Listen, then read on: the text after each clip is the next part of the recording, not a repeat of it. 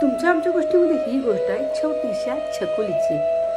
छकुली एकदा बाहेर खेळत असते आणि ती बघते की वरून एक विमान चाललंय.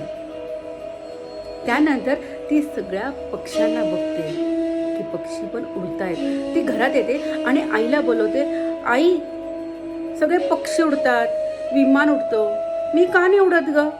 ती आईला प्रश्न करते.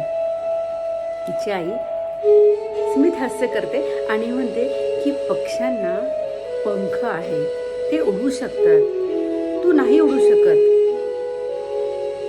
त्यानंतर ती बाहेर खेळायला जाते तेव्हा तिला एक फुगा उडताना दिसतो आणि ती विचार करते की हा फुगा उडू शकतो, याला पंख नाही, मग मी पण उडू शकते. आणि ती थोडंसं वर चढते आणि दोन्ही हात पसरवून उडायचा प्रयत्न करते.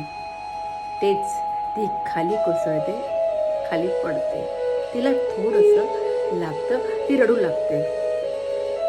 जेव्हा आई घरातून बाहेर येते की छकुली का रडतीये, तेव्हा ती छकुली म्हणते की मी उडलेच नाही, मी पण उडत होते.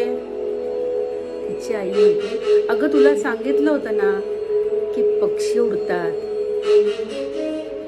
त्यांना पंख असतात, तू का उडाली? बघ बरं, तू पडली ना, तिला पडण्यापेक्षा ती उडू शकली नाही याचं दुःख जास्त होत होतं. तिच्या आईने तिची समजूत घातली, तिला घरात नेलं आणि मग ती शांत झाली.